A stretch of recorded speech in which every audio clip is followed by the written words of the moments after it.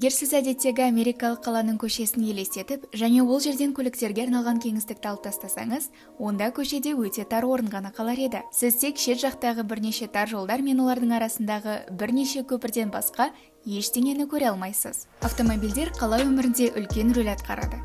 Көптеген қалаларда серуендеуші адамдар жаяу жүргіншілер өткелінде бағдаршамдарды күтіп, тар тротуарларда жүруге мәжбүр. Және сіз велосипедшілердің шынымен тар кеңістікте қозғалатындығын байқайсыз. Америкалықтар көлікпен өздерін айдын көлде жүзген балықтай сезінеді. Бұл үрдістер ақш-та кең таралғаны соншалық, менің ойымша, көптеген адамдар мұны қалыпты деп ойлайды. Бірақ мұны өзгертудің жолы болса ше? Жаяу жүргіншілер мен велосипедшілерге үлкен кеңістік беріп, қалаларды көліктен тыс өмірге қалай бейімдеуге болады? Шамасы Барселона мұның оңтайлы шешімін тапқан сияқты. 2014 жылы қала ауаның ластануынан туындаған күрделі мәселелерге тап болды. Барселона және оған жақын орналасқан 35 муниципалитет Еуроодақтың ауа сапасына қатысты стандарттарына сәйкес келе алмады. Зерттеулер көрсеткендей, аймақтағы ауаның ластануы жыл сайын 3500 адамның мезгілсіз өліміне тікелей әсер етеді екен. Сонымен қатар, қаладағы жол қозғалысы қатты шу тудырады. Сондықтан қала көлік қозғалысына 21%-ға азайту мақсатында қала қозғалысының кеңейтілген жоспарын жасады. Жоспардың ең керемет бөлігі мына зат еді. Олар мұны Superiors деп атайды. Superiors? Superiors. Бұл сөз суперблоктар деген мағына береді. Дәл осы қалалық дизайн тұжырымдамасы қала орталықтарында автомобильдердің болуын азайтуға бағытталған. Суперблок сөзі бұрын автомобильдерге арналған өтпелері жоқ, үлкен қалалық аудандарды сипаттау үшін қолданылған. Алайда, Барселонаның жобасы бұдан мүлдем өзгеше. Сонымен қаланың жоспарының қалай жұмыс істейтінін зерттейік. Жоспарға сәйкес, сіз қаланың 9 шаршы ауданын алып, ішкі бөлігін жол қозғалысы үшін жабасыз. Сондықтан автобустар үлкен жүк көліктері немесе қаланың бір бөлігінен екінші бөлігіне жету үшін көлік периметр бойымен айналып жүруі керек. Суперблоктың ішінде жылдамдық сағатына 10 шақырым немесе 6 миль шамасында шектеледі, ал жол жиегіндегі тұрақ жер асты тұрағымен алмастырылады. Бұл дегеніміз базарлар, ашық ойындар мен іс-шаралар үшін көше бойынан ашық кеңістіктер пайда болады. Нәтижесінде, осы 9 шаршы блок периметрдің ішінде көз тартарлық көше көрінісі пайда болып, ондағы тұрғындар айналадағы көліктер туралы алаңдамай жүруге, сөйлесуге және басқа да істерін жасауға мүмкіндік алады. Бұл жоспар 5 ауданда сынақтан өткізілмекші. Бірақ қала басшылығы оны жүзеге асыруға болатын 120 мүмкін қиылысты анықтады.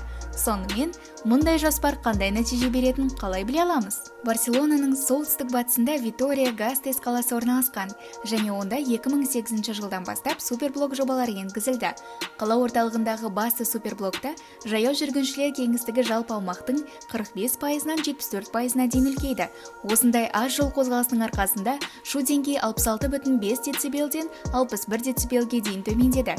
Және ең таңғаларлығы, осы аумақта ауаға бөлінетін азот оксиді 42%-ға дейін, ал қатты бөлшектер 38%-ға дейін азайды. Сонымен қатар, бизнесте қарқынды жүріп жатыр. Яғни көше ландшафтары автомобильдерге емес, адамдарға арналып өзгертілген кезде, уақыт өте аймақтағы экономикалық белсенділіктің төмендеуінің орнына керісінше артып кетті. Сіз көп адамды жаяу және велосипедпен жүруге мәжбүр етесіз. Нәтижесінде, адамдар жиі тоқтап жол бойындағы бизнесті дамытады, және бұл әлеуметтік белсенділік орталығының өздігінен дамуына әсер етеді.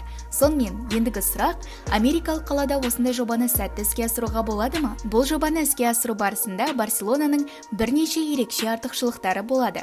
Мысалы, көптеген ғимараттар автомобильдер пайда болғанға дейін және қарапайым торлы құрылым сияқты соғылған. Суперблок жоспары бастауын алған Эшампле ауданы 1859 жылы қайталанатын торлы құрылымдар арқылы Ильдефонс Серда деген инженердің еңбек арқасында соғылған. Негізінен, ол Барселонаның осы жүйелік жоспарын жасаған кезде урбанизация деген сөзді және оны зерттеуді ойлап тапты. Және онда мектеп пен аурухана сияқты маңызды ресурстар біркелкі бөлінді. Бірақ суперблок дизайнерлері мұндай жоспарды жүзеге асыру үшін қалаларға қарапайым торлы құрылым міндетті емес деп сендіреді. Яғни, бұл жобаны кез келген жерде іске асыруға болады. Енді ақш-тағы қалаларда автомобильдерді азайту бойынша бірнеше ұқсас жобаларды қолға алуда. Алайда олардың басты мәселесі, бұл жобаларды олардың әдетте кәсіпорындары көп бай аудандарда жүргізілуі болып тұр. Аудандарға бөлу саясаты көбінесе тұрғын және коммерциялық аймақтарды бөлуді қажет етеді. Бірақ серуендеуге керемет жер екеуінің үйлесімі болмақ. Сонымен қатар тұрақ орындарын аймақтарға бөлудің өзі көліктер мен тұрақ орындарының пайда болуына ықпал етеді. Ал көше еніне қойылатын талаптар адам жүрмейтін көшелерді кеңейтеді. Осыған байланысты ақштағы жаяу жүргіншілер аудандары негізінен оқшауланған, барлық адамдарға бірдей қолжетімді бола бермейді. Барселона жоспарының басқалардан негізгі ерекшелігі олар бай аудан немесе қалалық алаңды жаяу жүргіншілерге ыңғайлы ету үшін бөлмейді.